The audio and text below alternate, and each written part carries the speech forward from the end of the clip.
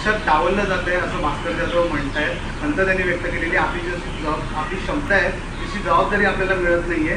तसंच राष्ट्रवादीतून बाहेर पडलो ही माझी सर्वात राजकीय आयुष्यातली मोठी चूक आहे असं भास्कर जाधव म्हणतात. नाही, मी काय त्यांचं काय वक्तव्य ऐकलं नाही. खरं म्हणजे अशा मुलाखतीमध्ये मला माहीत नाही ते कुठे बोलले आहेत ते.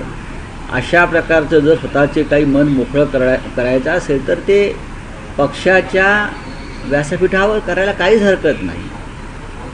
ते आमचे एक जवळचे सहकारी आहेत, आमचे मित्र आहेत. आपण पाहिलं असेल की त्यांना शिवसेनेच्या वर्धापन दिनी व्यासपीठावर जे मोजक्या लोकांनी भाषण केलं त्यात भास्करराव जाधवसुद्धा होते. आणि त्यांना जे म्हणायचं आहे ते सातत्यानं ठामपणे ते आपल्या भूमिका पक्षामध्ये मांडत असतात. यापुढे मांडतील. ठीक आहे, त्यांनी त्यांच्या भावना व्यक्त केल्या असतील.